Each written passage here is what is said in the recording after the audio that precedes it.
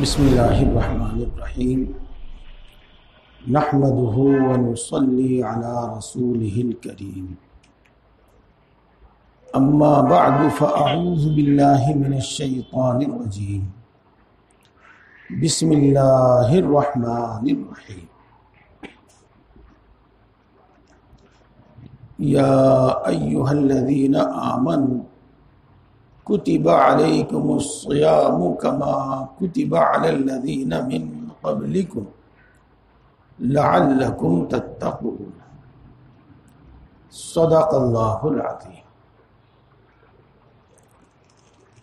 دوستوں اور بزرگوں،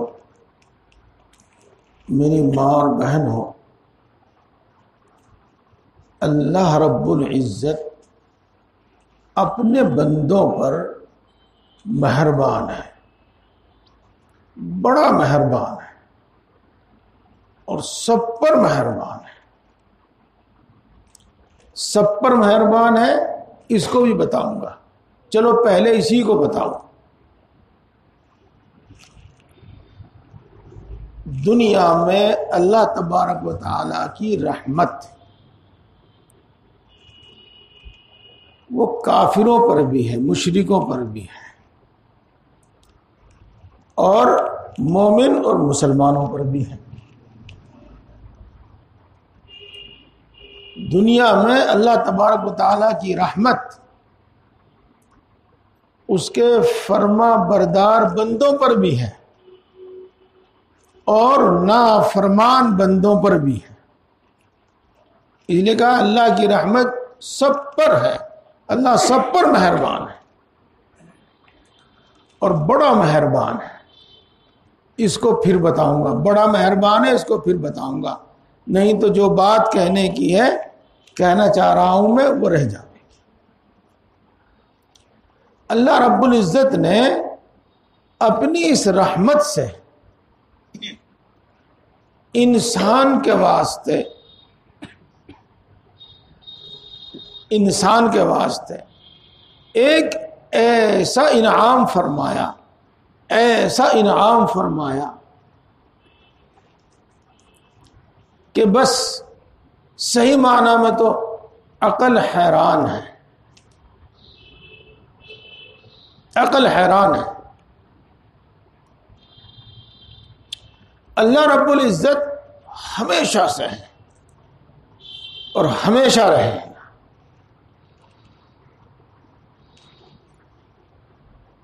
اللہ کی مخلوقات میں سے کوئی مخلوق اللہ کے علاوہ کوئی ایسا نہیں جو ہمیشہ سے اور ہمیشہ رہے گا۔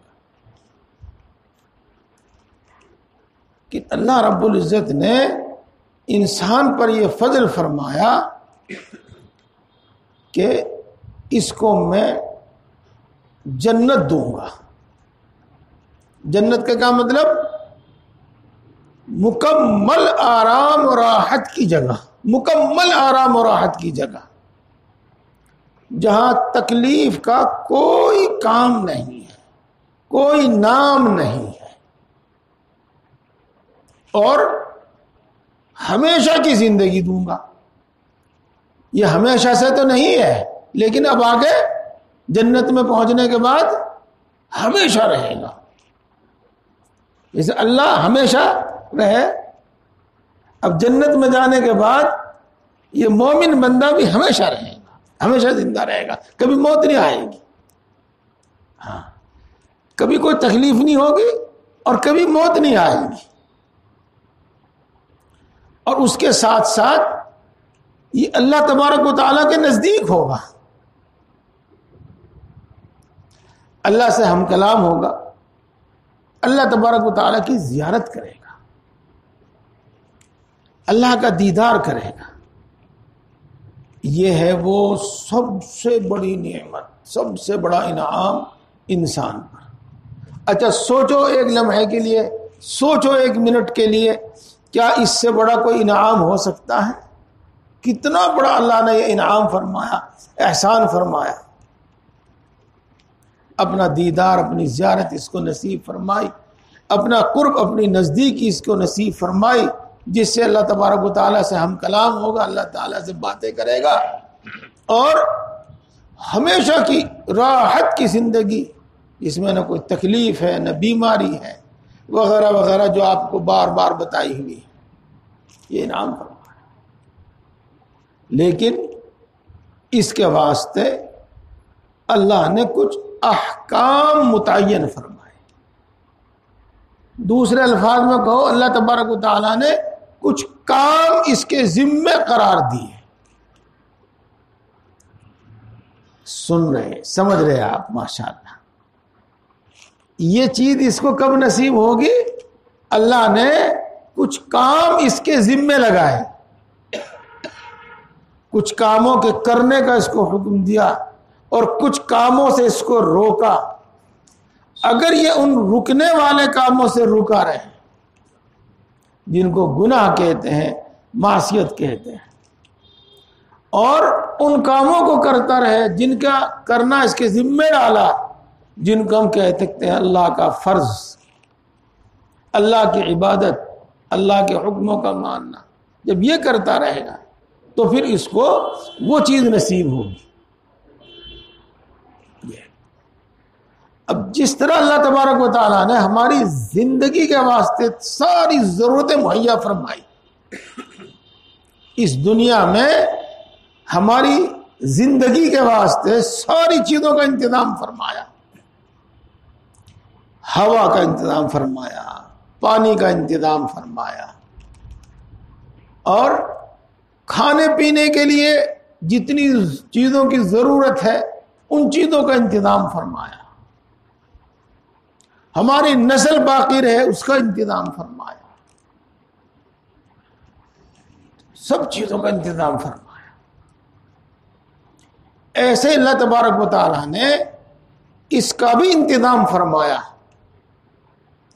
کہ یہ میرے ان حکموں کو مان لے جو میں نے اس کے ذمے رکھے ہیں، اور ان کاموں سے یہ رک جاوے جن سے میں نے اس کو روکا ہے، یعنی آخرت کی ہمیشہ ہمیش زندگی کا اس کے لیے سامان فرمایا ہے۔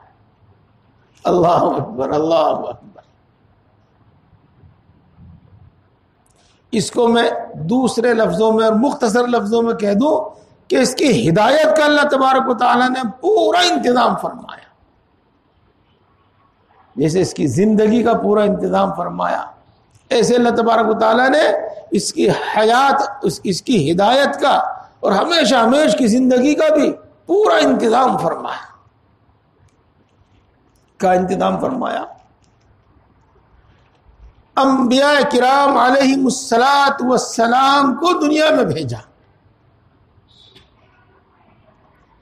اپنا علم ان کو عطا فرمایا، ان پر کتابیں نازل فرمائی، اور کتاب ان پر اتارنے کے ساتھ ساتھ اور بہت سارے علوم اس کے علاوہ عطا فرمائے۔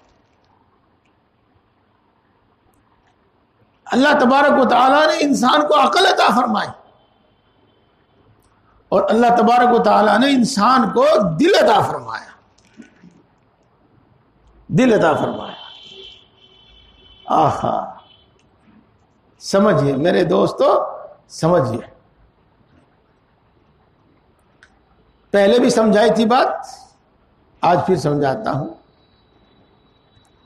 ہمارے ہاتھ کا بہت سارے کام ہیں، بہت، جیسے آپ کو معلوم ہے، ایک کام ہے اس کا، یہ ہم اس کو چھوتے ہیں کسی چیز کو تو اس کی گرمی، سردی، اس کا کھردرا ہونا، اس کا چکنا ہونا، نرم ہونا، سخت ہونا ہمیں معلوم ہو جاتا ہے۔ یہ ہے ایسے ہمارے ناک کا بھی کچھ کام ہے، آنکھ کا بھی کچھ کام ہے، کان کا بھی کچھ کام ہے۔ اللہ تبارک و تعالیٰ نے ہمیں دل عطا فرمایا، اور اس دل کا کیا کام ہے؟ اس دل کا کام ہے اللہ کی یاد، اللہ کی پہچان، اور اس دل کا کام ہے برے بھلے کی پہچان۔ اس دل کا ایک کام ہے اللہ کی محبت، اللہ کی معرفت اور برے برے کی پہچان. یہ دل اللہ کا گھر ہے. اس دنیا میں دل اللہ کا گھر ہے. من گنجم در زمین و آسمان لے کے گنجم در قلوب مؤمنا. من گنجم در زمین و آسمان لے کے گنجم در قلوب مؤمنا. زمین و آسمان میں میرا کہیں ٹھکانہ نہیں. میرا اگر ٹھکانہ ہے تو مومن کا دل ہے.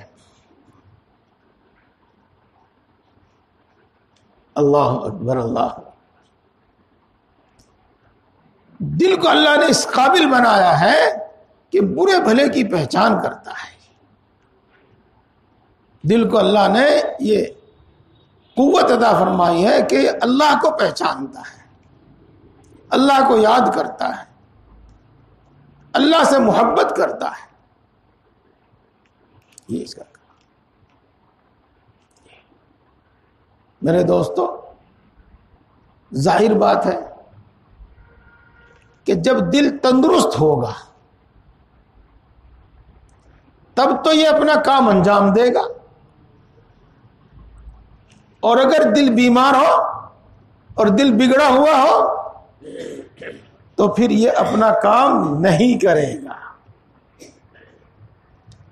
نہ اللہ کو پہچانے گا, نہ اللہ کو یاد کرے گا, نہ اللہ سے محبت رکھے گا, بلکہ برے بھلے کو بھی نہیں پہچانے گا.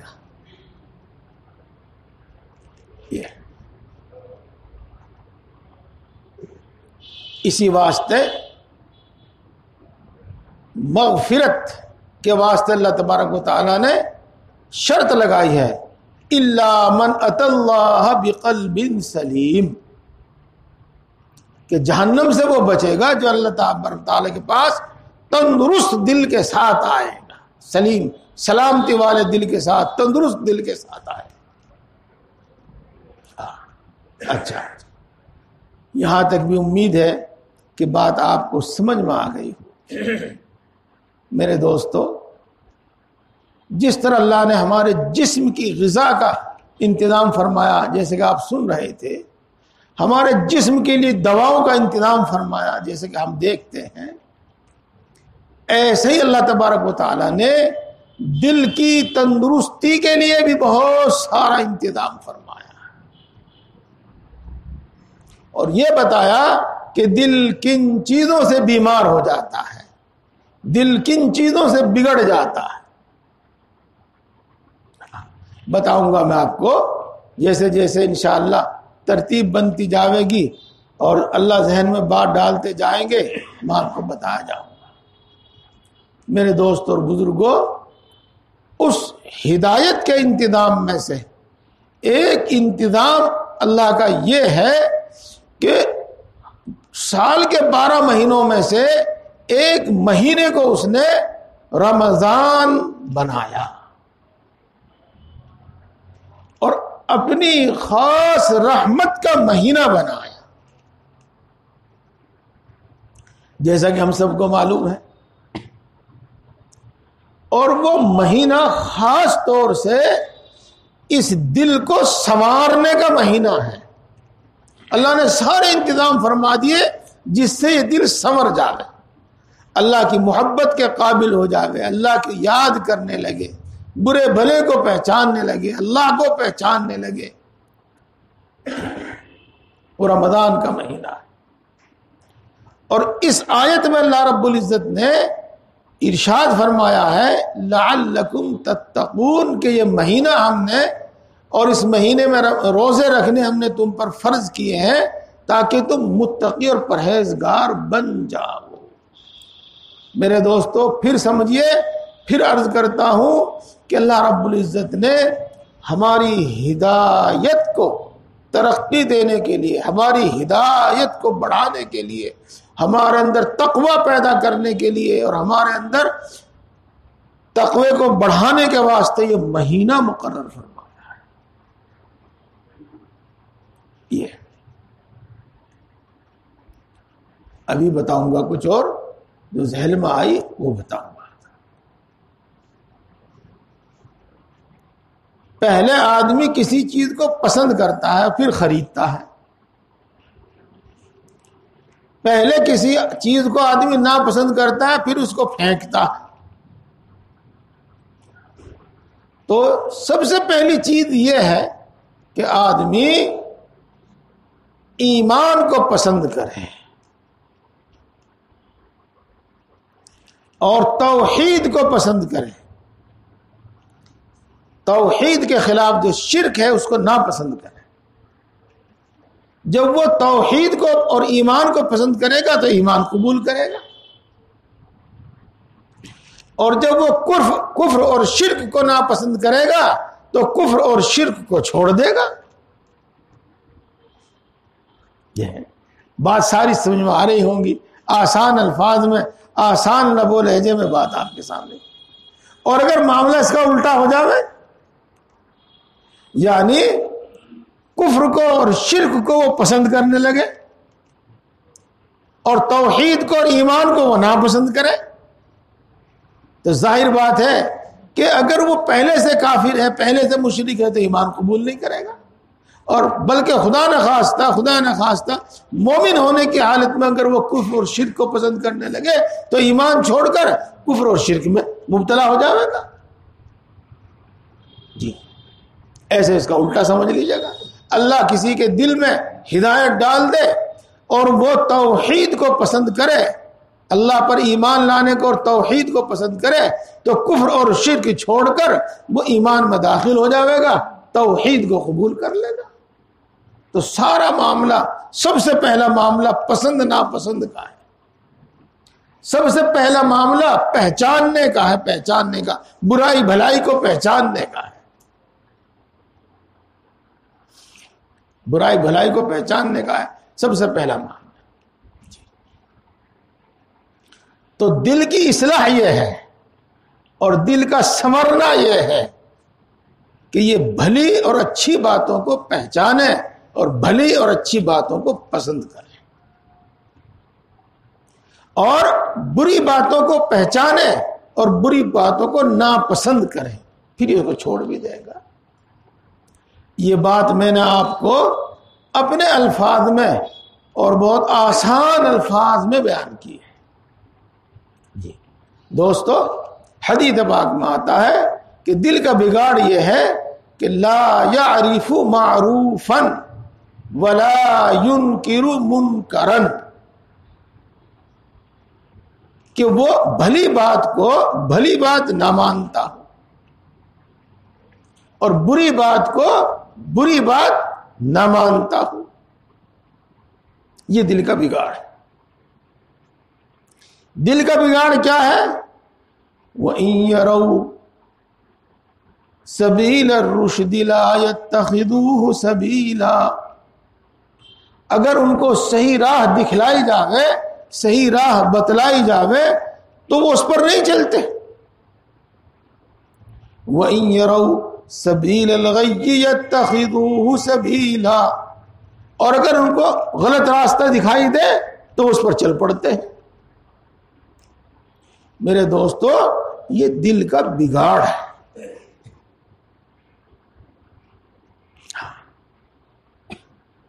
اور دل بگڑتا کیسے ہے؟ جی دل بگڑنے کی اگر آپ مجھ سے ایک لفظ میں سب پوری بات پوچھے تو وہ یہ ہے کہ جب انسان پر خواہشات کا غلبہ ہو جاتا ہے، جب انسان کے دل پر خواہشات کا غلبہ ہو جاتا ہے تو اس کا دل بگڑ جاتا ہے.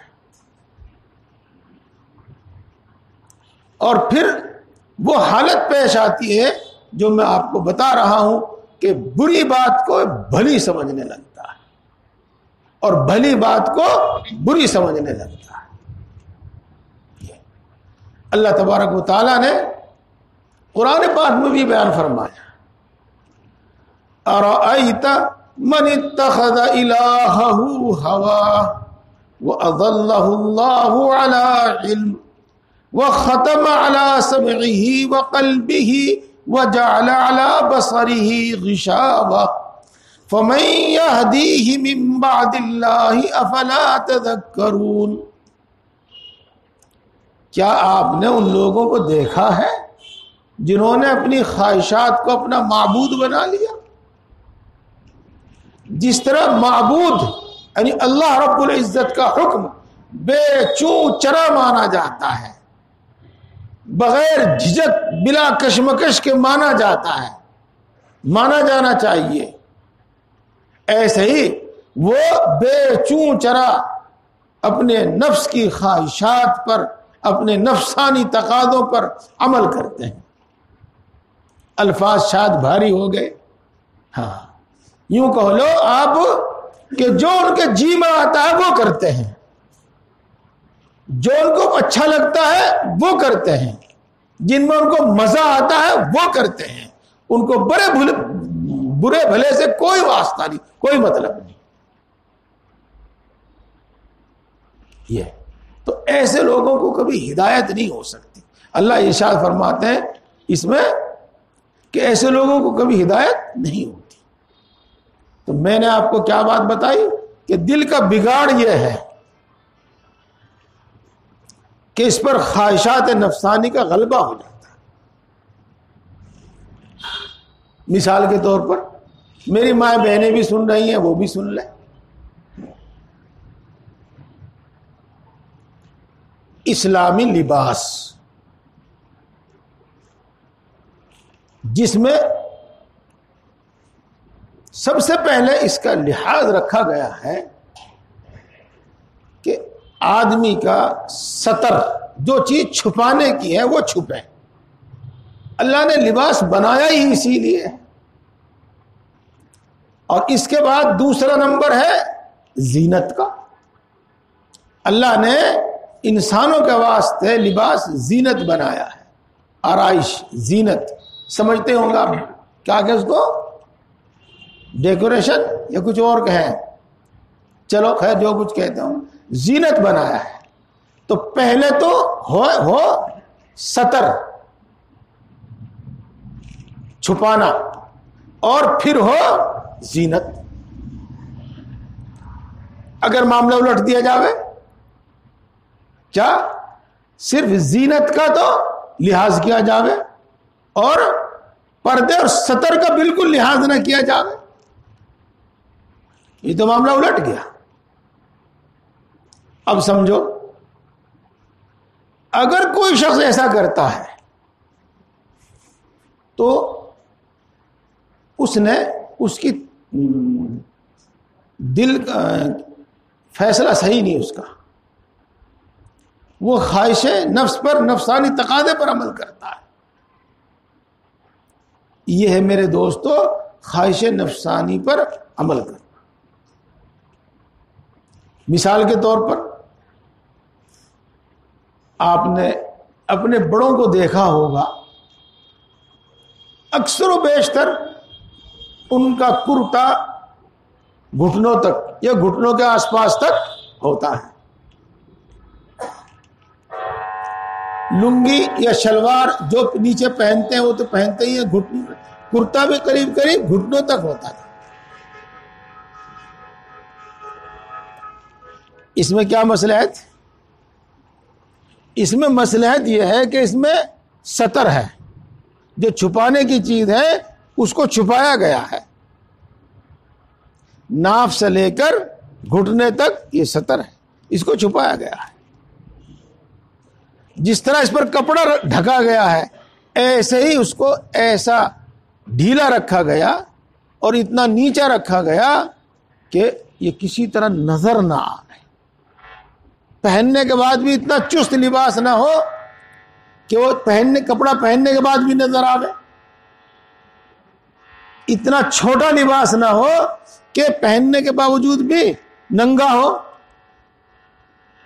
جیسا کہ آج کل کچھ نوجوان بچے، اسے تو بند کر دو یا اس کی کھڑ بند کرو۔ اچھا نیچے سے پہنی جینز پینٹ اور اوپر پہن لیا ایک بنیان سا، جب رکوع میں گئے تو ان کی پیچھے سے کمر کھل گئی، اور جب سجدے میں گئے اور زیادہ کھل گئی، کچھ اور بھی نظر آنے لگا، کچھ اور بھی دکھائی دینے لگا. اور رکوع سجدے کی بات نہیں، جب بھی وہ بیٹھتے ہیں نیچے تب ایسا ہی ہوتا ہے. اور دیکھو ہمارے یہاں ڈھیلا ڈھالا لباس، کرتا بھی گھٹنوں تک، یہ گھٹنوں کے قریب قریب تک.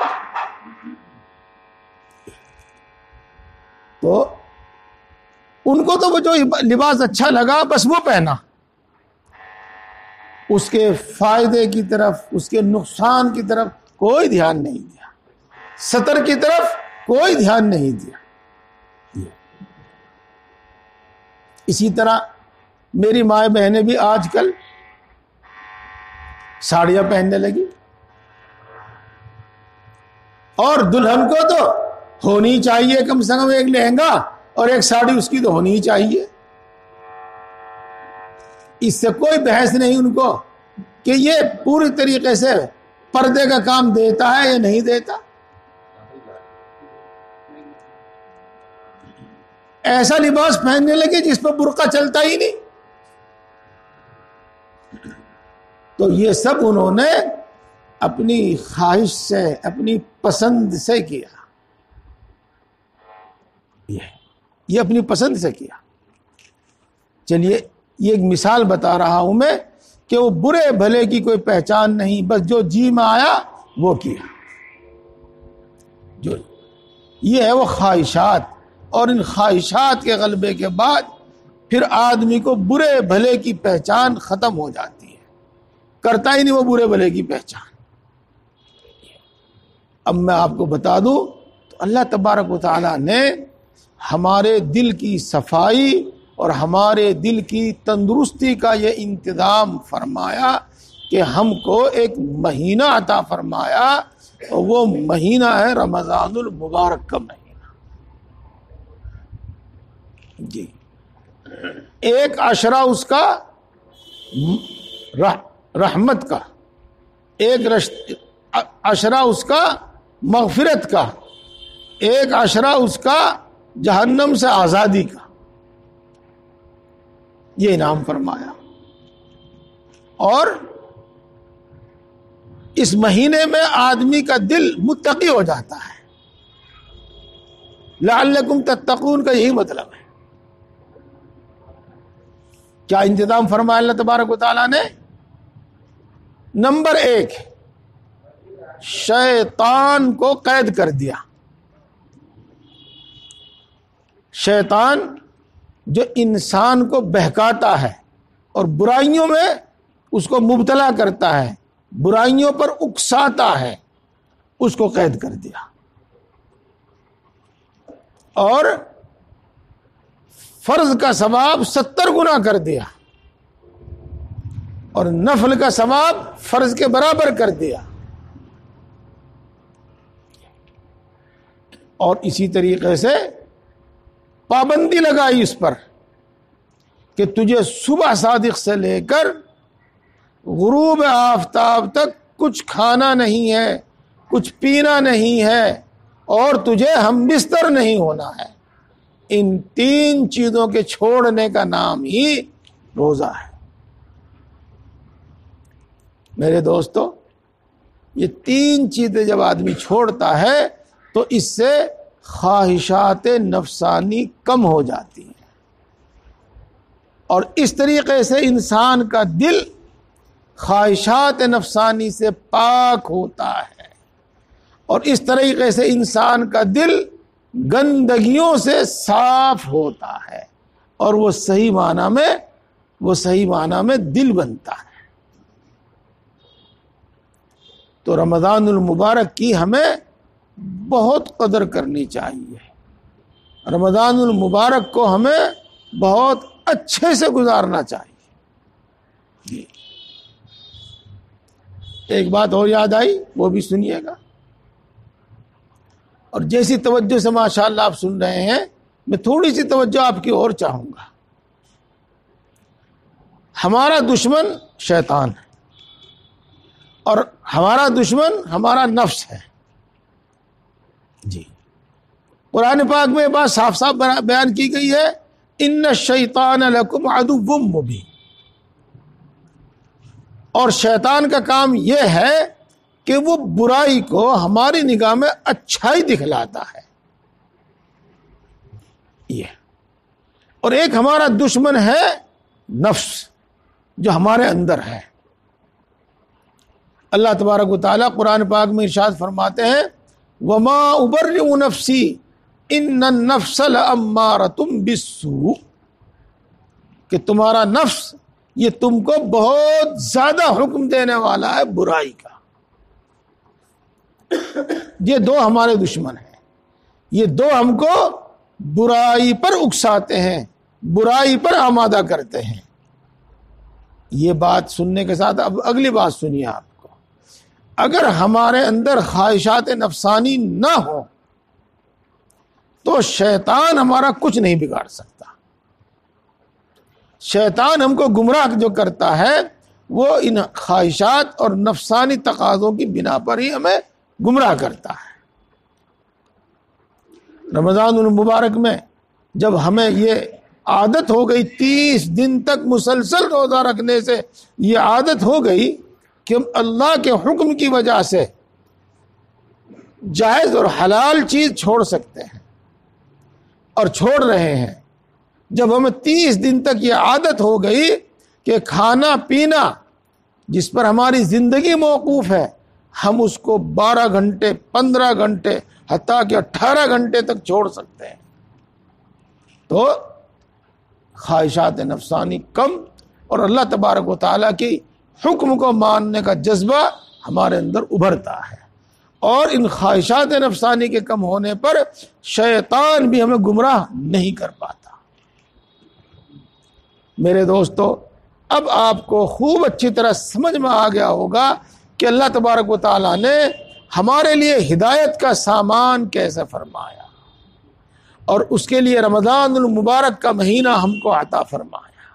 اور یہ ہدایت اس لیے تاکہ ہم اللہ کے حکموں کو ماننے والے بن جائیں، متقی اور پرہیزگار بن جائیں، اللہ کی نافرمانیوں سے بچنے والے بن جائیں، متقی اور پرہیزگار بن جائیں، اور تاکہ پھر جنت ہمیں نصیب ہو اور تاکہ پھر ہم اللہ تبارک و تعالیٰ کے قرب اور نزدیک رہے ہمیشہ اور اللہ تبارک و تعالیٰ کے دیدار، اللہ تبارک و تعالیٰ کی زیارت سے مشرف ہوتے رہے ہمیشہ.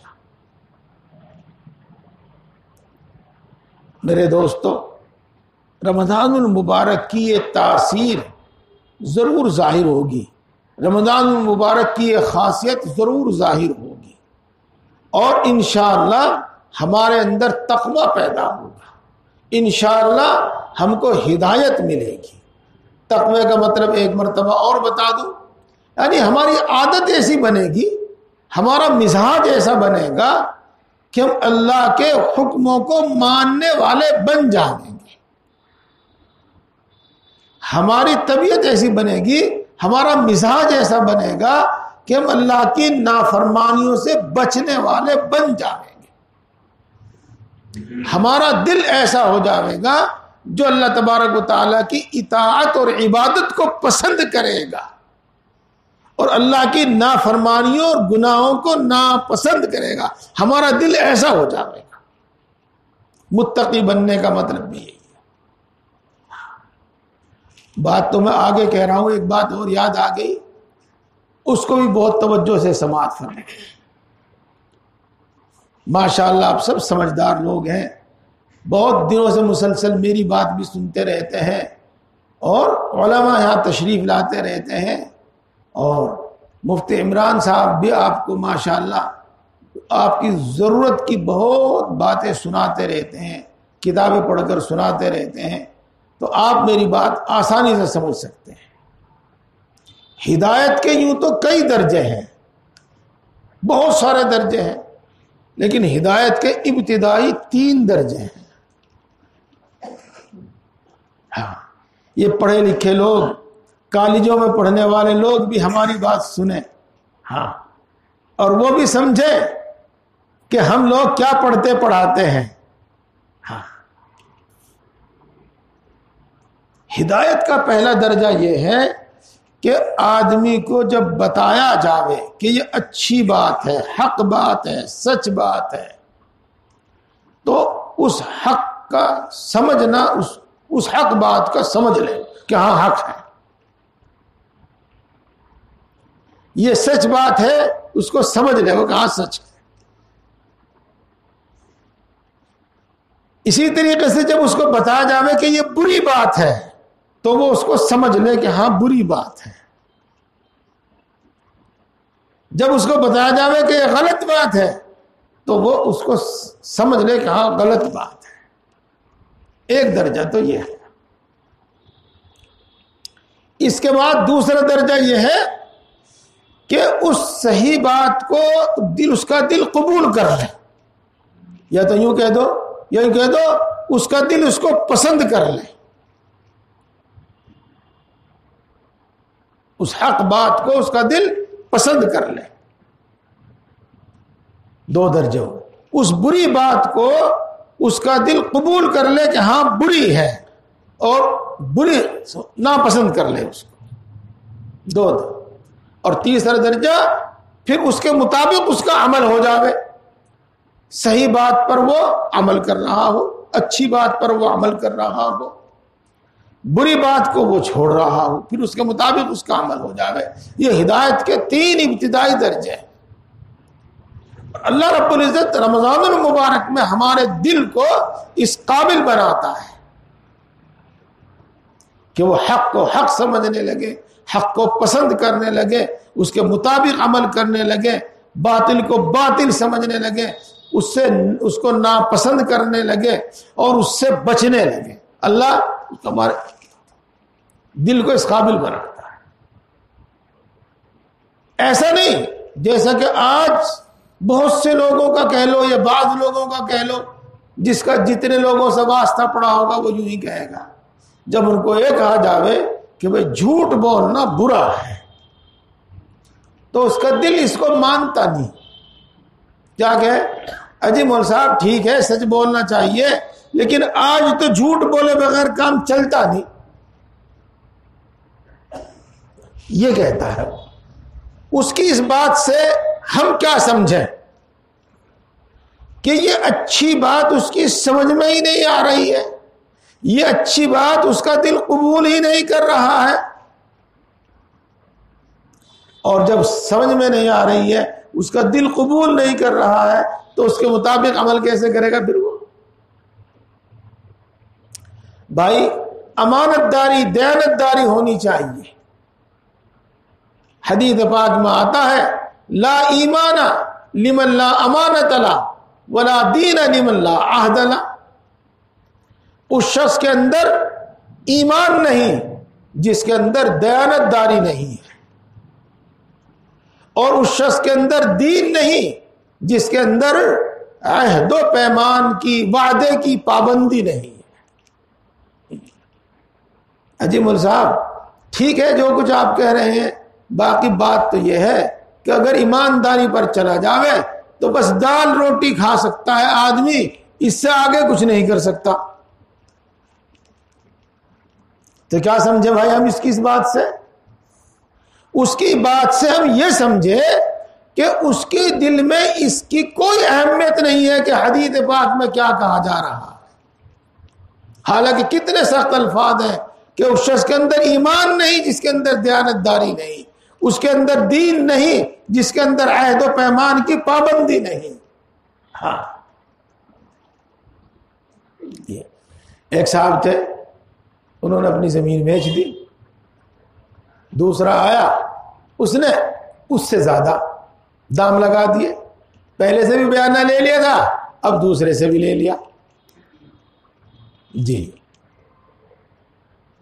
ان کو کہا گیا کہ بھائی آپ نے تو بیچ دی تھی، بیانہ لے لیا تھا آپ نے، تو اپنی بات پر رہو۔ تو بڑی موٹی گالی دے کر کہنے لگا ارے اس بات کی ایسی تیسی چیز میں نقصان ہو۔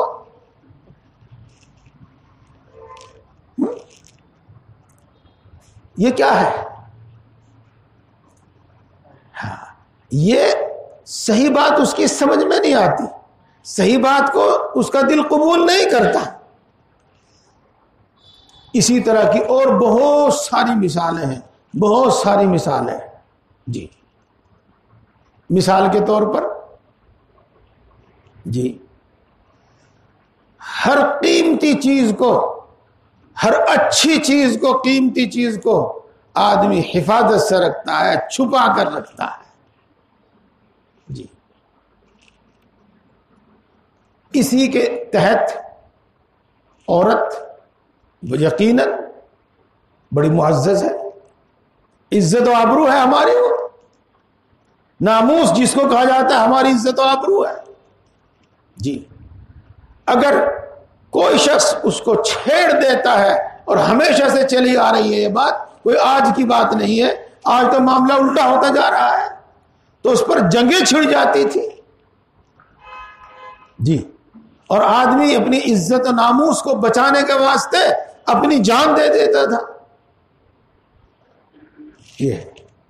اور آج معاملہ کیا ہے ہمارے سامنے ہے، اور جب یوں کہا جاتا ہے اجی آج کل کون کرے پردہ جی، آج کل روپٹہ خریدنے کی کیا ضرورت ہے، کوئی روپٹہ رکھتا تو ہے نہیں سر پہ، اب تو مونڈے پہ بھی نہیں ڈالتے، کندھوں پہ بھی نہیں ڈالتے، روپٹہ ڈالنے کی کیا، روپٹے کی کیا ضرورت ہے؟ یہ کیا بات، یہ کیا چیزیں ہیں؟ یہ جو صحیح بات ہے، دین کی جو بات ہے، وہ اس کو اچھی نہیں لگی تھی، وہ اس کو پسند ہی نہیں آتی۔ جب اس کو اچھی نہیں لگتی، پسند نہیں آتی، اس کی سمجھ میں نہیں آتی، تو پھر اس کو مانے گا کیسے، اس کے مطابق عمل کیسے کرے گا؟ میرے دوستو، یہ سب دل کا بگاڑ ہے، دل کا بگاڑ۔ چلو خیر، اب بات جو چل رہی تھی وہ یہ چل رہی تھی کہ رمضان المبارک کو اللہ تبارک و تعالیٰ نے ہماری ٹریننگ کا، دینی مذہبی ایمانی ٹریننگ کا مہینہ بنایا ہے، اور اللہ نے اس کے اتنے فضائل رکھے، اتنے فضائل رکھے، تاکہ میرے سب بندے اس میں شریک ہوں، سب مسلمان اس میں شریک ہوں۔ اتنے اس کے فضائل رکھے، اتنے اس کے فائدے رکھے، جس کو کہہ سکتے ہیں انگنت، انگنت، جو انشاءاللہ آپ تفصیل سے سنیں گے۔ ایک انعام یہ رکھا کہ روزے دار کی ہر دن ایک دعا قبول کروں گا، ایک بات اس کی ہر دن مانگوں گا۔ اسی لیے افطار سے پہلے دعا کا اہتمام کیا جاتا ہے۔ اللہ نے رمضان المبارک میں مومن کا رزق بڑھا دیا، یہ فضیلت ہے اس کی۔ اللہ نے ترغیب دینے کے واسطے، اس کو شوق پیدا کرنے کے واسطے فرمایا کہ اس مہینے میں اگر ایک فرض ادا کرے گا تو 70 فرضوں کا ثواب دوں گا، اگر ایک نفل ادا کرے گا تو فرض کے برابر ثواب دوں گا۔ تو سحری کھاوے گا اس پر تو یہ ثواب ملے گا، دوسروں کے ساتھ ہمدردی پر بڑا ثواب جی۔ اللہ نے رمضان کے آخر میں لیلۃ الجائزہ، انعام کی رات مقرر فرمائی،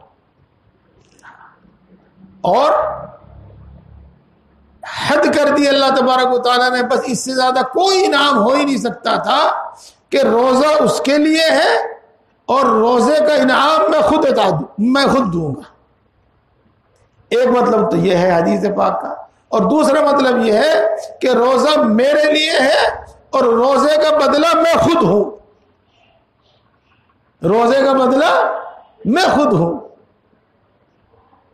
میں اس کا ہو جاؤں گا، میں اس کو اپنا بنا لوں گا، میں خود اس کا بدلہ ہوں، یہ مطلب ہے میں اس کو اپنا بنا لوں گا، میں اس کا ہو جاؤں گا۔ یہ اتنے انعام مقرر فرمائے۔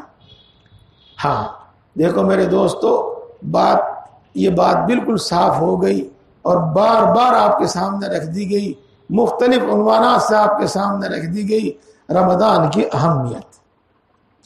اب میں اگلی بات آپ سے عرض کرتا ہوں، اور آپ میری بات سے، میری رائے سے اتفاق کریں گے کہ رمضان المبارک کا یہ انعام اور رمضان المبارک کے یہ فائدے جو بھی آپ کے سامنے آئے ہیں، ظاہر بات ہے کہ اسی وقت حاصل ہوں گے جبکہ رمضان کی طرح گزارا جائے، یعنی روزہ روزے کی طرح رکھا جائے، یعنی تراویح کی طرح پڑھی جائے۔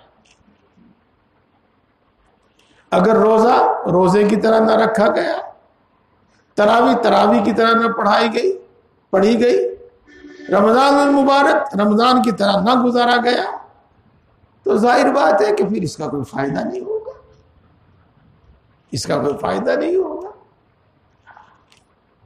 مثال سے بات آپ کو سمجھا بھی رکھی اور آپ خود سمجھتے بھی ہیں، دودھ کے جو فائدے ہیں وہ جبھی تو حاصل ہوں گے جب وہ دودھ ہو، اور اگر وہ مصنوعی طور پر کسی پتہ نہیں کہاں کا بنا کر تیار کر دیا گیا ہو تو دودھ کے تو فائدے ہوں گے نہیں، چاہے وہ دیکھنے میں دودھ نظر آتا ہو، ہاں نقصان اس کا ہو سکتا ہے۔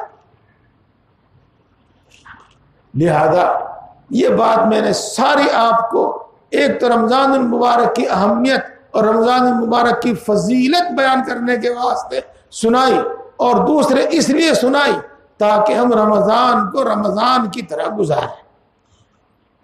اور آخری عشرہ شروع ہو گیا، آج 20 شعبان ہے، شعبان کا آخری عشرہ دن شروع ہو گیا۔ رسول اکرم صلی اللہ علیہ وسلم آخری عشرے میں رمضان المبارک شروع ہونے سے پہلے واعظ فرماتے تھے، رمضان المبارک کی اہمیت اور فضیلت بیان فرماتے تھے، اور رمضان المبارک کے اعمال بیان فرماتے تھے۔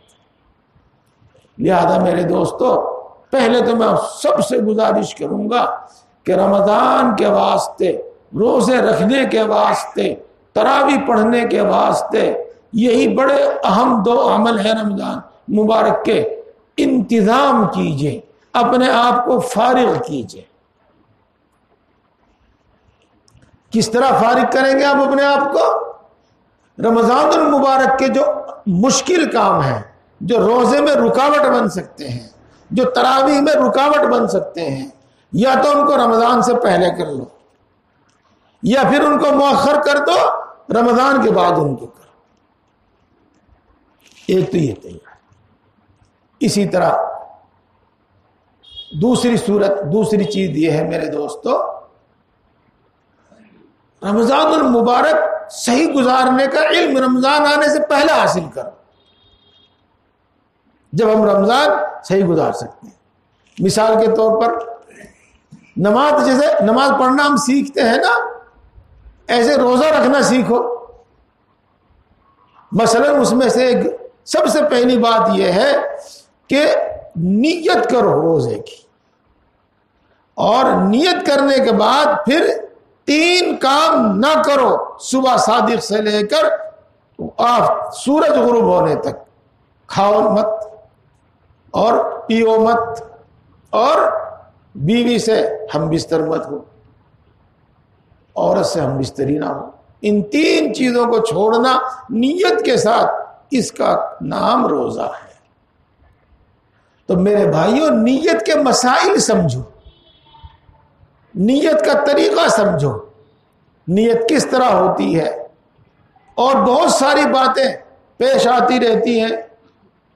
مثال کے طور پر نیت کا اصل وقت یہ ہے کہ صبح صادق سے پہلے کریں، رات کو نیت کر لیں۔ چنانچہ ایک بات اور یاد آ گئی، وہ بھی سنو۔ ہم یہ دعا پڑھتے ہیں، وَبِصَوْمِ غَدٍ نَوَيْتُ مِنْ شَهْرِ رَمَضَانَ۔ ہاں، کچھ لوگ اس میں غلط فہمی پیدا کرتے ہیں، اور وہ ہوتے ہی ہیں ہمیشہ، ان کی غلط فہمی میں نہیں آنا چاہیے۔ جب صبح صادق نہیں ہوئی تو ابھی رات ہے، اور رات گزرنے کے بعد دن شروع ہوگا، تو وہ اگلا دن ہے، وہ اگلا دن ہے۔ جب ہم نے یوں کہا کہ میں نے کل آئندہ کی روزہ رکھنے کی نیت کی تو درست ہے یہ بات. کچھ لوگ واٹس ایپ پہ بھیجتے رہتے ہیں کہ روزہ تو رکھ رہا آج اور نیت کر رہا وہ اگلے دن کی. اس طرح کی بیہودہ بات اس پہ ڈالتے ہیں. تو تاکہ ہم ان کی باتوں میں نہ آویں ہمیں سمجھ لینا چاہیے کہ نیت اصل میں صبح صادق سے پہلے کرنی چاہیے. اب یہ وہ بھی صوم غد نویت من شہر رمضان بالکل درست ہوگی, اس میں کوئی غلطی نہیں ہوگی, کوئی کمی نہیں ہوگی. بہرحال اگر ہم صبح صادق سے پہلے نیت نہیں کر سکے تو کب تک نیت کر سکتے ہیں؟ بغیر نیت کے تو روزہ بالکل نہیں ہوگا. جی فرض ہے روزے میں نیت کرنا, فرض. بغیر نیت کے تو روزہ نہیں ہوگا.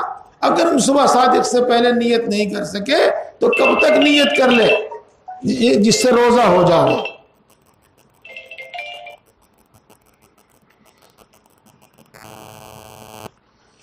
جی تو دیکھو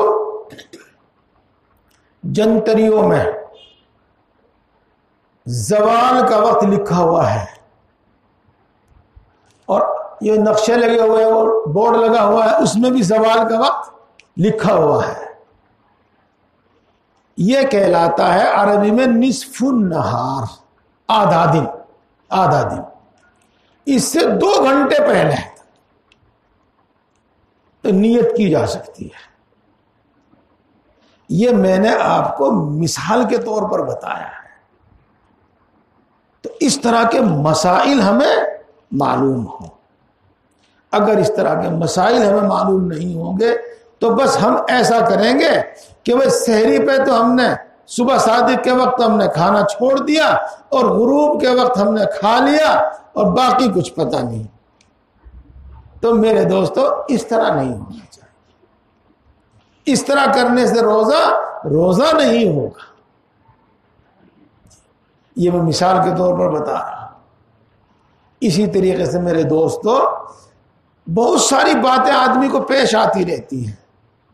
مثال کے طور پر الٹی, جس آج کل لوگ واپسی کہنے لگے. ہاں اردو تو پڑھنی چھوڑ دی نا, اردو تو پڑھنی سمجھنی چھوڑ دی نا.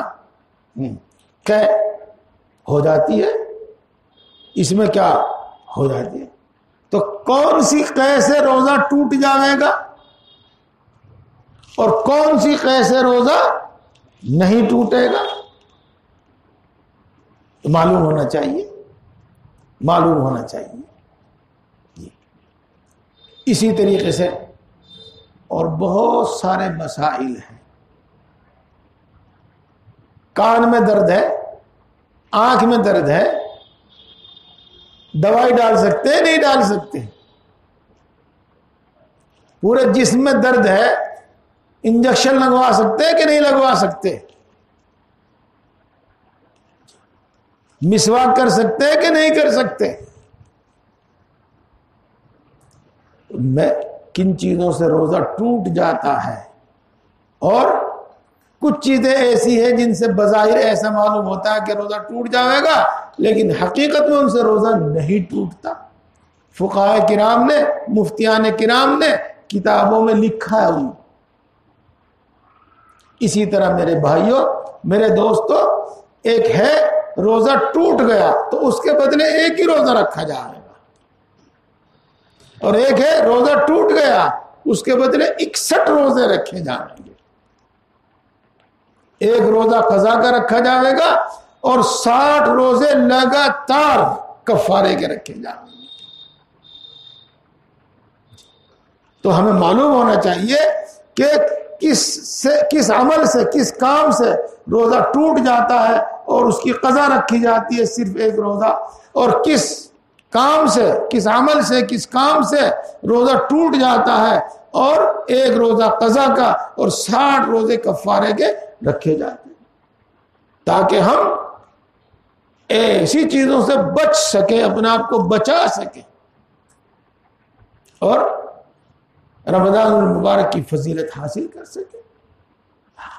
اسی طرح میرے دوستو کچھ کام ایسے ہیں جن سے روزہ مکروہ ہو جاتا ہے. گاؤں دیہات میں کچھ لوگ کہتے ہیں کہ روزہ نامکروہ ہو جاتا ہے, تو نا نہیں لگانی چاہیے یہاں سے، نا غلط ہے، روزہ مکروہ ہو جاتا ہے.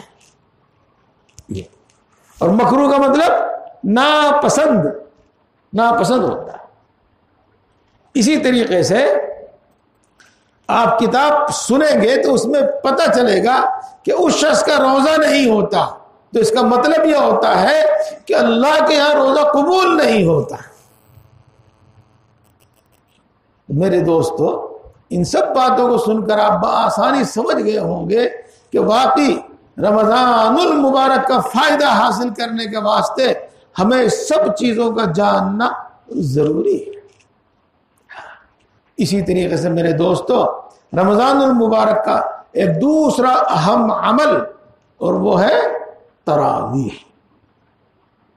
تراویح سے جان بچانے لگے. اور ایک ایسی بات ہمارے سامنے آ گئی ہے کہ بس اس جو نفس کے مطابق ہے، خواہش نفس کے مطابق ہے، اس میں ہمیں آرام ہے تو اس کو مان لیا. جی 20 رکعت تو ثابت ہی نہیں ہے، 20 رکعت تو رسول اللہ صلی اللہ علیہ وسلم نے پڑھی ہی نہیں ہے، 8 رکعتیں ثابت ہیں. کچھ لوگ اس طرح کی باتیں کرتے ہیں اور مسلمانوں میں غلط فہمی پیدا کرتے ہیں. چونکہ اس میں آسانی ہے، مزاج کے مطابق ہے، تو یہ بات سمجھ میں آ جاتی ہے. یہ نہیں کہتے کہ ہمارے باپ دادا ہمیشہ 20 رکعتیں پڑھتے چلے آئے ہیں، ہماری مسجدوں میں ہمیشہ 20 رکعتیں ہوتی چلی آئی ہیں، مسجد حرام میں مکہ مکرمہ میں ہمیشہ 20 رکعتیں ہوتی چلی آئی ہیں، مسجد نبوی میں ہمیشہ 20 رکعتیں ہوتی چلی آئی ہیں. تو بھائی اگر 8 رکعتیں اصل ہوتی تو ایسا کیوں ہوتا؟ تو یہ غلط فہمی. اور بعض لوگ 20 رکعتوں کا اہتمام نہیں کرتے. آئے جب 4-5 رکعتیں ہو چکی، 6 رکعتیں ہو گئی، 8 رکعتیں ہو گئی، اب آ کے مسجد میں شریک ہوئے. تو نہیں میرے دوستو، میرے بھائیوں، رکعت پوری 20 رکعت تراویح ہے، اس سے کم تراویح نہیں ہے. یہاں یہ بات بھی میں بتا دوں کہ مرد تو ماشاءاللہ مسجدوں میں آتے ہیں اور اہتمام کرتے ہیں تراویح کا. ہماری مائیں بہنیں چونکہ جماعت سے نماز نہیں پڑھتی، وہ تنہا گھر میں نماز پڑھتی ہیں، تو وہاں سستی ہو جاتی ہے. اب پڑھ لیں گے، پھر تھوڑی دیر میں پڑھ لیں گے، اور وہ دیر ہو گئی، تھکان ہو گیا، نیند آ گئی، تو اب وہ تراویح چھوڑ دی، تراویح نہیں پڑھی. تو تراویح کا اہتمام کریں، 20 رکعتیں پڑھیں. اسی طریقے سے میرے دوستو، تراویح میں ایک عمل یہ بھی کریں. تراویح کا معنی بتاؤں آپ کو؟ تراویح کہتے ہیں وہ نماز جو آرام آرام سے پڑھی جاوے.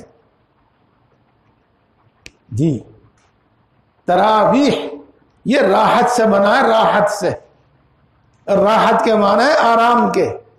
تراویح کہتے ہیں اس نماز کو جو آرام آرام سے پڑھی جاوے. اور ہم تراویح کیسے پڑھتے ہیں؟ معلوم ہے ہم تراویح کیسے پڑھتے ہیں. جی تو تراویح کی طرح پڑھی جائے، تراویح کی پڑھی جائے.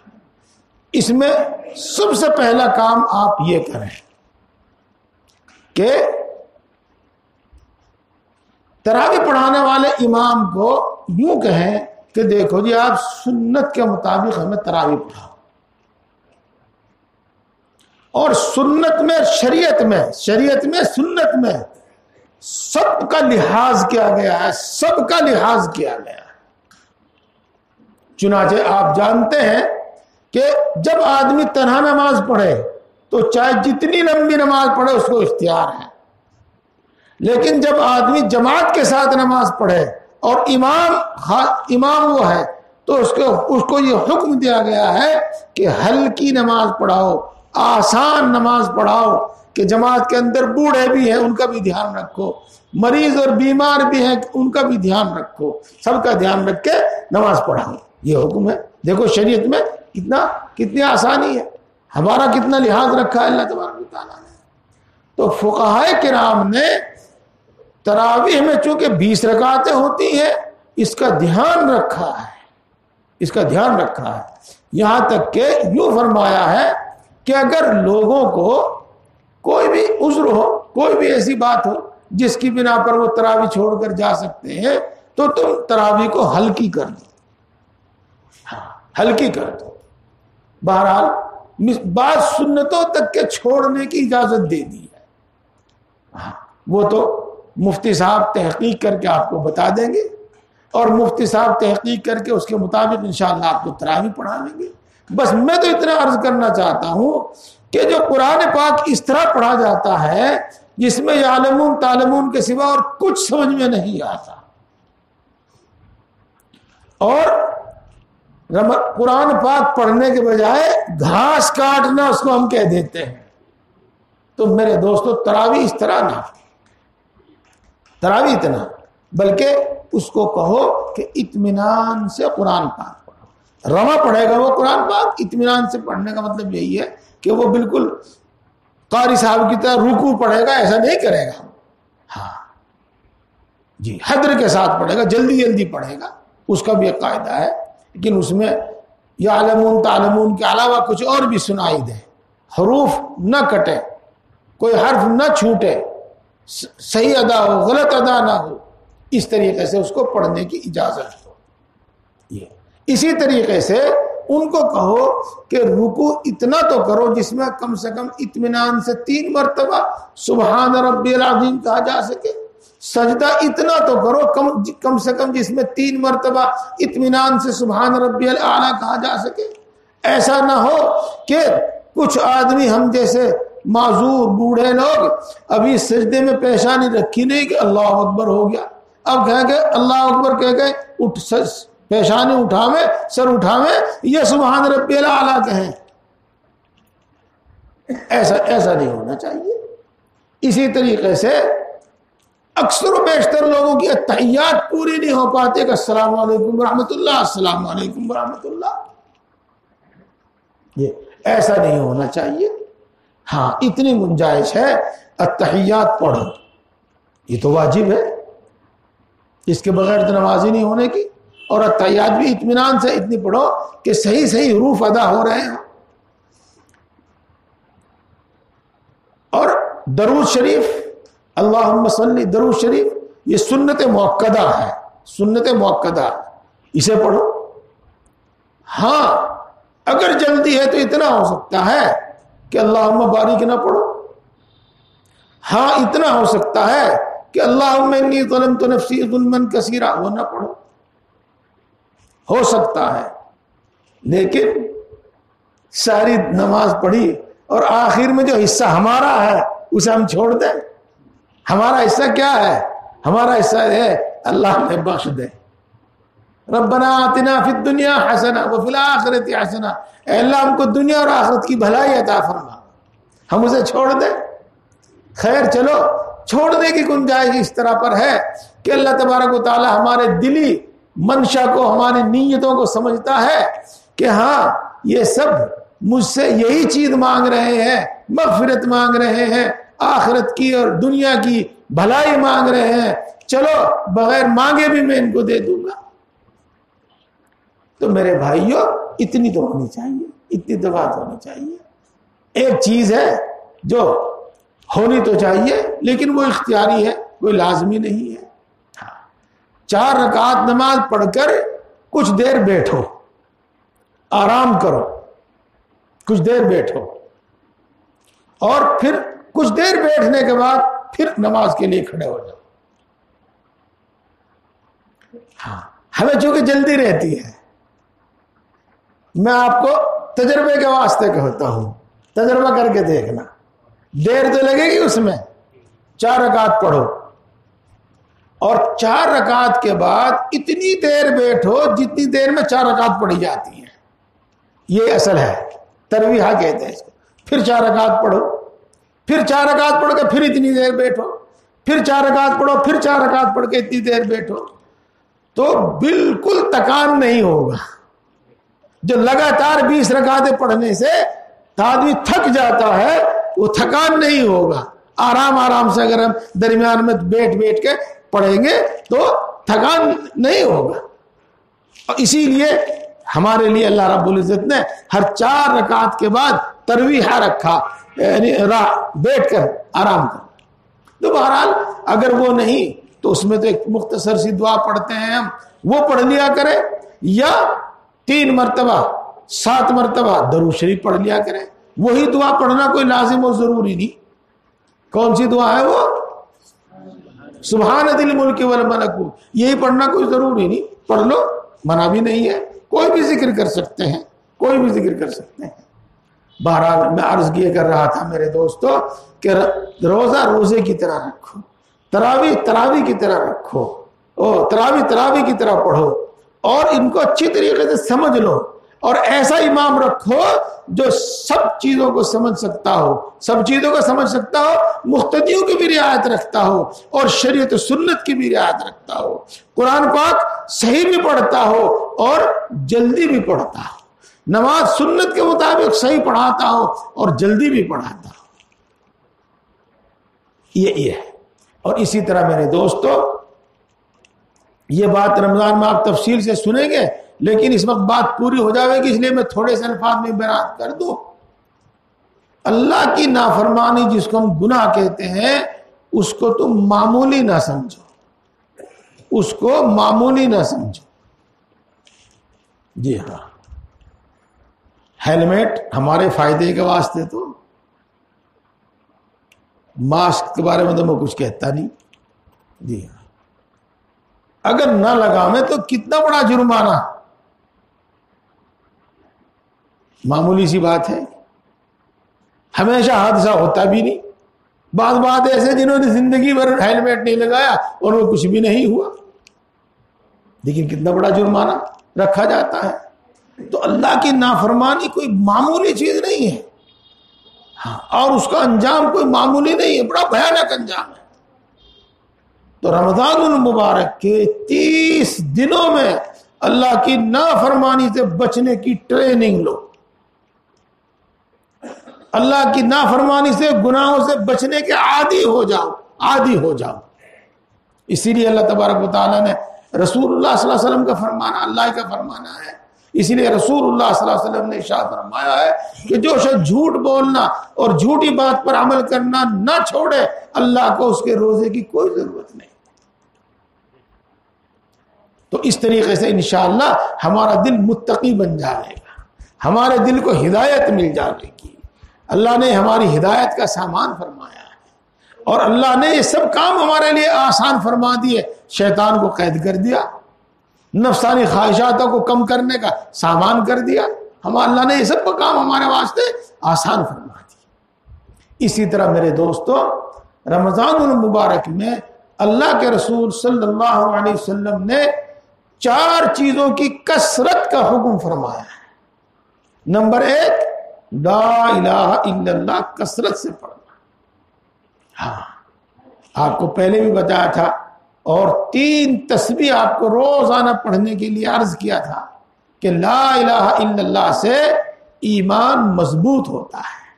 لا الہ الا اللہ پڑھنے سے ایمان نیا ہو جاتا ہے، مضبوط ہو جاتا ہے. تو کثرت سے پڑھو. اور کثرت کتنی؟ جو 300 مرتبہ پڑھ لے، 3 تسبیح پڑھ لے. میرے شیخ حضرت مولانا شاہ فراق صاحب نور اللہ مقدو فرماتے تھے کہ یہ کثرت میں آ جاتا ہے. یوں جتنا پڑھے وہ الگ بات ہے. اور 300 مرتبہ استغفار کر لے، یعنی 3 تسبیح استغفار کی پڑھ لے، تو یہ کثرت میں آ جاتا ہے. اور اسی طریقے سے تو یہ معمول اپنا ہونا چاہیے. اور اسی طریقے سے میرے دوستو یوں تو یہ دعا ہمیشہ کرنی چاہیے، ہمیشہ کرنی چاہیے. اے اللہ بغیر حساب کے جنت الفردوس عطا فرما. اے اللہ جہنم سے حفاظت فرما. یہ ہمیشہ دعا کرنی چاہیے. لیکن یہ 2 دعائیں یعنی جنت کی طلب کرنا اور جہنم سے پناہ مانگنا رمضان المبارک میں خاص طور سے کثرت سے ہونا چاہیے، کثرت سے ہونا چاہیے، خوب مانگنی چاہیے یہ دعائیں یہ۔ اور اسی طرح میرے بھائیوں، رمضان المبارک میں قرآن پاک کی تلاوت زیادہ سے زیادہ ہونی چاہیے کہ قرآن پاک کی تلاوت کو، قرآن پاک کو رمضان المبارک سے بڑی مناسبت ہے۔ بس میں اب اپنی بات پوری کرتا ہوں، ختم کرتا ہوں اور اپنی ساری بات کا حاصل اور خلاصہ آپ کے سامنے بیان کرتا ہوں۔ میرے دوستو، اللہ رب العزت نے اپنی رحمت سے ہماری ہدایت کا سامان فرمایا ہے کہ ہم کو رمضان المبارک کا مہینہ عطا فرمایا۔ میں اس کی تفصیل آپ کے سامنے بتا چکا ہوں، اس لیے کچھ نہیں کہتا، زیادہ کچھ نہیں کہتا۔ اور یہ بات بالکل عقل میں آنے والی ہے کہ رمضان کی طرح جب ہم گزاریں گے تو انشاءاللہ مزید اس کے فائدے ظاہر ہوں گے۔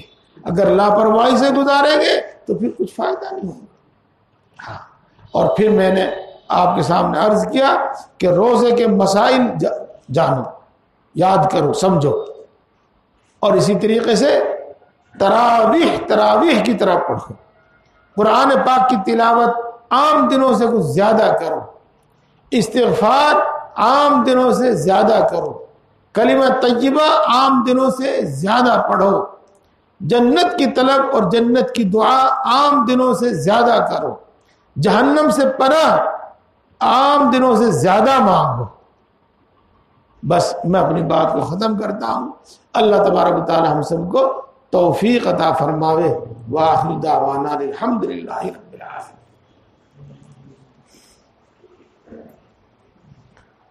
الحمدللہ رب العالمین الرحمن الرحیم مالک یوم الدین والصلاة والسلام علی سید الانبیاء والمرسلین محمد وآلہ واصحابہ اجمعین۔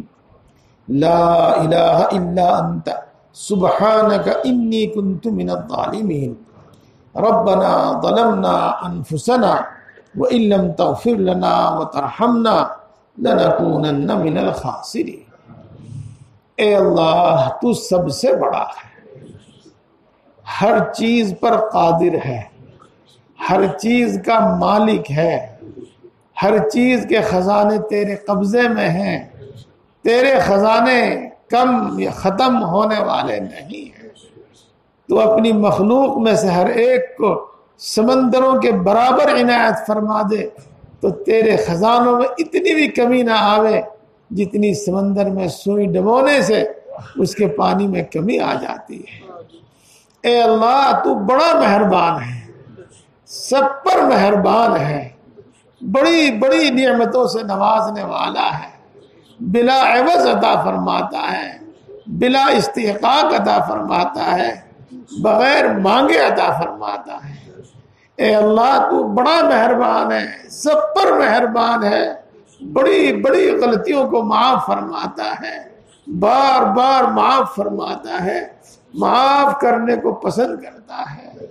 اے اللہ، تو یقیناً ہر چیز پر قادر ہے، تیری قدرت میں مٹی اور سونا پیدا کرنا برابر ہے، یقیناً تیری قدرت میں کنکر پتھر اور ہیرا موتی پیدا کرنا برابر ہے۔ اے اللہ، ہر عیب سے تو پاک ہے۔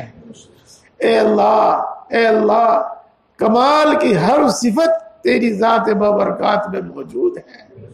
ہم تیری انہی اچھی صفات کے واسطے سے تجھ سے مانگتے ہیں، ہم سب کو ایمان کامل عطا فرما۔ اے اللہ، ایمان کی لذت و حلاوت نصیب فرما، ایمان کا ذائقہ اور مزہ ہم کو نصیب فرما۔ اے اللہ، ایمانی تقاضوں پر عمل کرنے کی ہمیں توفیق نصیب فرما۔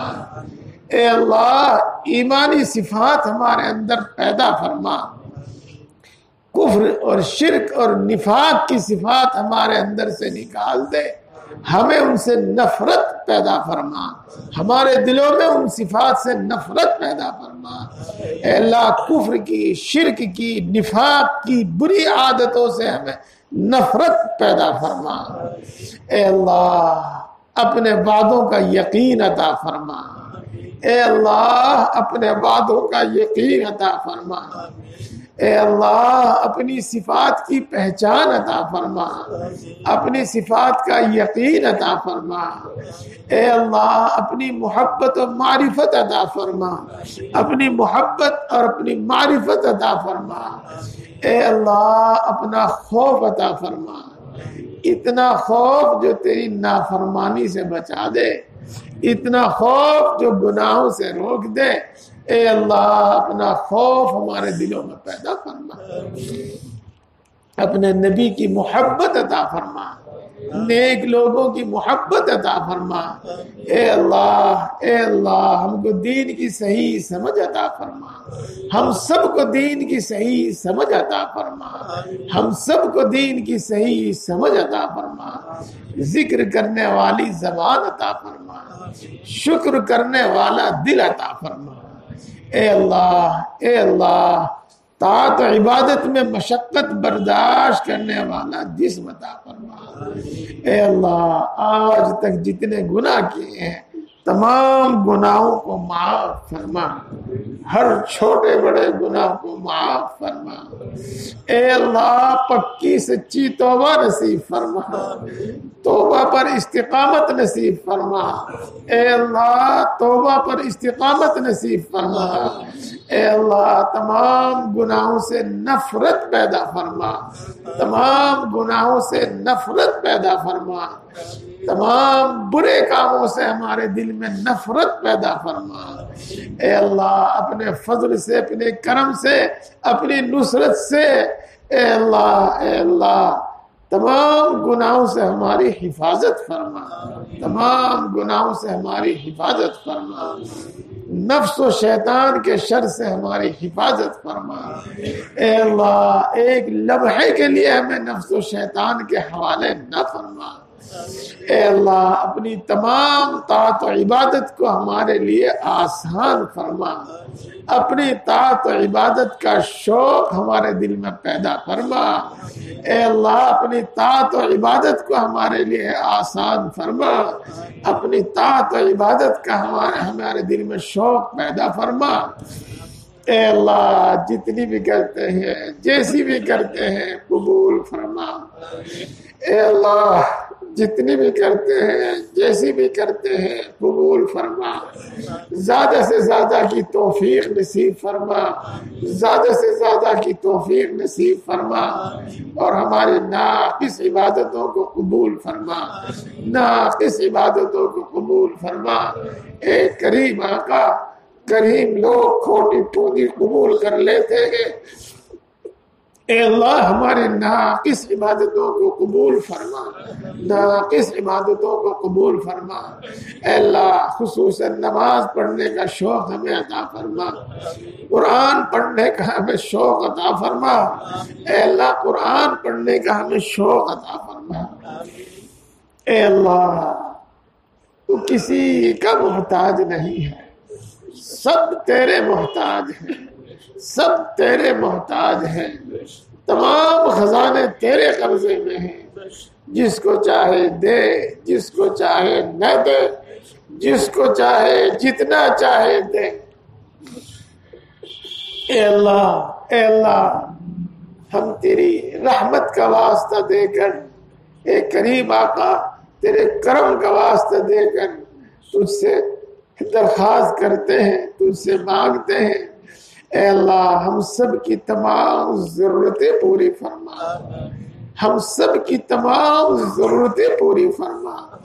اے اللہ تمام ضرورتیں پوری فرما، اور اپنے سوا کسی کا محتاج نہ بنا۔ اے اللہ اپنے سوا کسی کا محتاج نہ بنا۔ اے اللہ ہمیں اتنا حلال اتنا عطا فرما، اے اللہ ہمیں حلال اتنا عطا فرما کہ حرام کی ہمارے دل میں طلب اور خواہش ہی پیدا نہ ہو۔ اے اللہ ہمیں حلال اتنا عطا فرما کہ حرام کی ہمیں خواہش اور طلب ہی پیدا نہ ہو۔ اے اللہ بڑھاپے میں، بیماری میں، جب اپنے اعضاء بھی اپنا ساتھ نہ دیں، جب اپنے ہاتھ پیر بھی اپنا ساتھ چھوڑ دیں، اے اللہ اس وقت ہماری خصوصی نصرت فرما، ہماری خصوصی نصرت فرما۔ اس وقت بھی اپنے سوا کسی کا محتاج نہ بنا، اس وقت بھی اپنے سوا کسی کا محتاج نہ بنا۔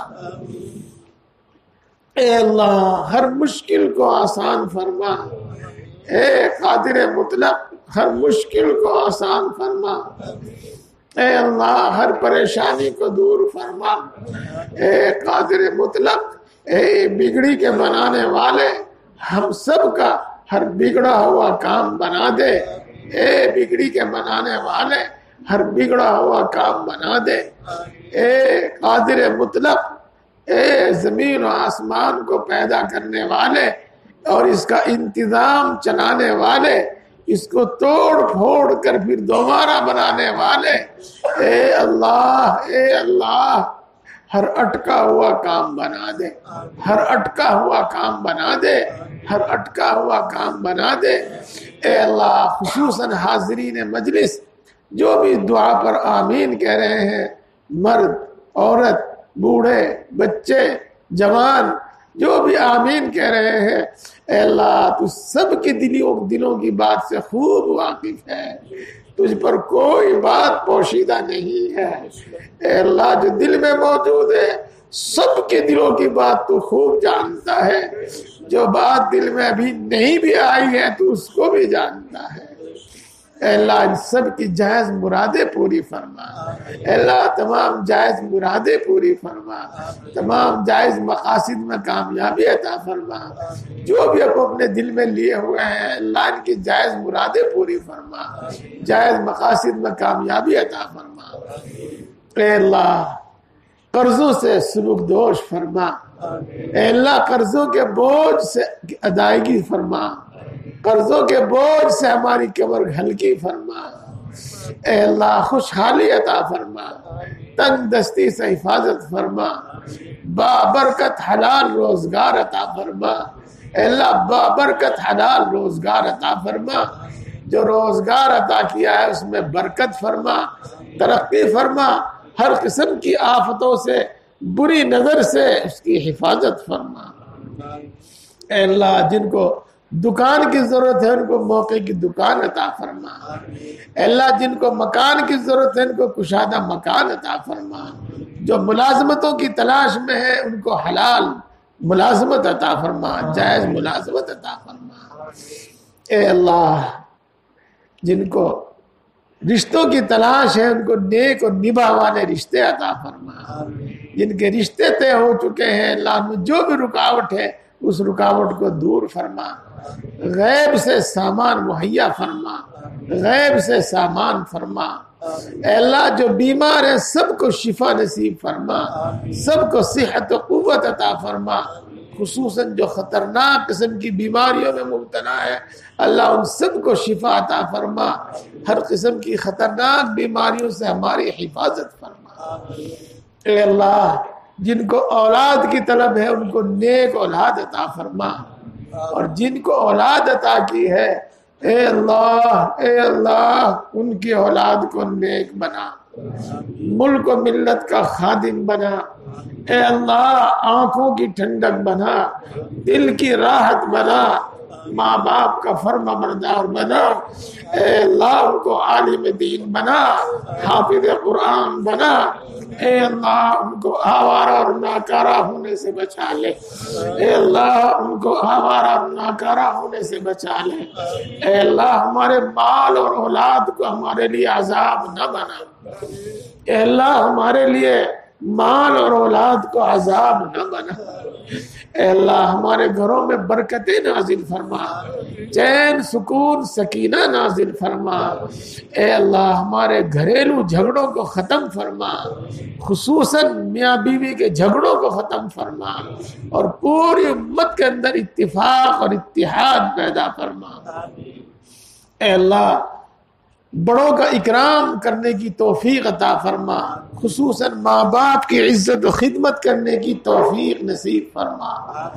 اے اللہ مال جان ایمان عزت و آبرو کی حفاظت فرما، کسی ظالم کو ہم پر مسلط نہ فرما، اے اللہ کسی بے رحم کو ہم پر مسلط نہ فرما، اے اللہ عزت کی زندگی نصیب فرما، اے اللہ مرتے دم تک دین حق پر ثابت قدم فرما، اے اللہ جو ناجائز مقدمات میں پھنسے ہوئے ہیں ان کو باعزت بری فرما، جو اپنے حق کے لیے لڑ رہے ہیں ان کو ان کا حق عطا فرما، اے اللہ مرتے دم تک دین حق پر ثابت قدم فرما، اور اپنے مقررہ اور مقدرہ وقت پر ہم سب کا خاتمہ ایمان پر فرما، ایمان والی موت نصیب فرما، مرتے وقت کلمہ نصیب فرما، ایمان پر خاتمہ فرما، اے اللہ ایمان پر خاتمہ فرما، موت کی سختی سے حفاظت فرما،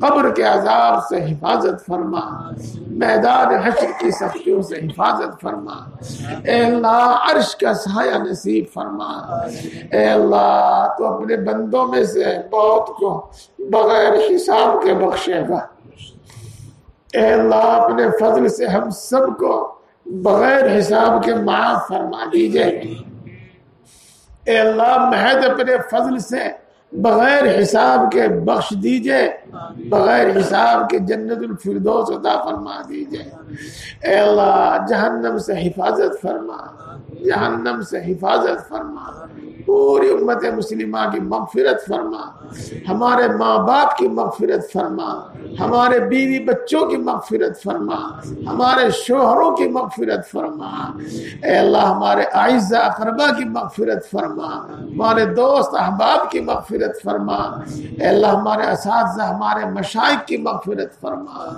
اے اللہ ہماری آنے والی نسلوں کو بھی دین پر ثابت قدم فرما، ہماری نوجوان نسل پر اپنا خاص فضل فرما، تمام برائیوں سے ان کو روک دے، اے اللہ تمام برائیوں سے روک دے، وہ اس سیلاب میں بہے چلے جا رہے ہیں، اے اللہ اپنے فضل سے ان کو اس تباہی سے بچا لے، اے اللہ تمام برائیوں سے ان کو روک دے، ایمانی غیرت ان کے اندر پیدا فرما، ایمانی حمیت پیدا فرما، ان کے دلوں میں مومن اور مسلمان ہونے کا احساس پیدا فرما، اے اللہ ان کے دلوں میں مومن اور مسلمان ہونے کا احساس پیدا فرما،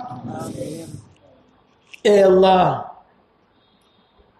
مدارس کی، مراکز کی، مساجد کی حفاظت فرما، پوری امت مسلمہ کی حفاظت فرما، جہاں جہاں مسلمانوں کو ستایا جا رہا ہے ان کی خصوصی نصرت فرما، مسلمانوں کو اسلام کو عزت اور غلبہ نصیب فرما، دشمنان اسلام جو جو منصوبے سازشیں تیار کر رہے ہیں اے اللہ اس میں ان کو ناکام فرما، اے اللہ اس میں ناکام فرما، کل عالم میں امن و امان، سکون و اطمینان پیدا فرما، خصوصاً ہمارے ملک میں، خصوصاً ہماری بستی میں امن و امان، سکون و اطمینان پیدا فرما، اے اللہ اودھم مچانے والوں کو، امن امان تباہ کرنے والوں کو تباہ فرما، اے اللہ اودھم مچانے والوں کو، امن و امان کو تباہ کرنے والوں کو تباہ فرما، اے اللہ ان کی طاقت کو پارا پارا فرما، ان کی جماعت کو، ان کے شیرازے کو بکھیر دے، اے اللہ ہر وہ خیر تجھ سے مانگتے ہیں جو تیرے نبی نے مانگی ہے ہم کو عطا فرما، ہر اس شر سے پناہ چاہتے ہیں جس سے تیرے نبی نے پناہ چاہی ہے اے اللہ اس سے ہماری حفاظت فرما، جو مانگا ہے وہ بھی عطا فرما، جو مانگنے سے رہے گا وہ بھی عطا فرما، ہم سب کے حق میں بھی یہ تمام دعائیں قبول فرما، اور جو دعا کے لیے کہتے ہیں ان کے حق میں بھی یہ تمام دعائیں قبول فرما، اے اللہ اپنے فضل و کرم سے اور اپنے نبی پاک محمد مصطفیٰ صلی اللہ علیہ وسلم کے صدقے اور طفیل سے ہماری تمام دعاؤں کو قبول فرما، توفنا مسلمین والحقنا بالصالحین غیر خزایا ولا ندامہ ولا مفتونین، توفنا مسلمین والحقنا بالصالحین غیر خزایا ولا ندامہ ولا مفتونین، توفنا مسلمین والحقنا بالصالحین غیر خزایا ولا تدع